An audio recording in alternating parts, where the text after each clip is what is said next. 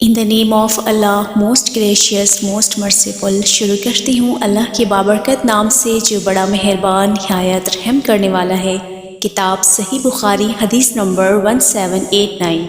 عبداللہ بن مسلمہ مالک ابو الزناد حضرت ابو ہریرہ رضی اللہ تعالیٰ عنہ سے روایت کرتے ہیں کہ انہوں نے بیان کیا، رسول اللہ صلی اللہ تعالیٰ علیہ وآلہ وسلم نے فرمایا، روزہ ڈھال ہے، اس لیے نہ تو بری بات کریں نہ جہالت کی بات کریں۔ اگر کوئی شخص اس سے جھگڑا کرے یا گالی گلوچ کرے تو کہہ دیں میں روزے دار ہوں۔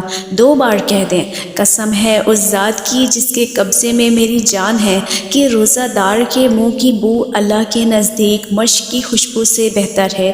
وہ کھانا پینا اور اپنی مرغوب چیزوں کو روزے کی خاطر چھوڑ دیتا ہے اور میں اس کا بدلہ دیتا ہوں اور نیکی 10 گنا ملتی ہے۔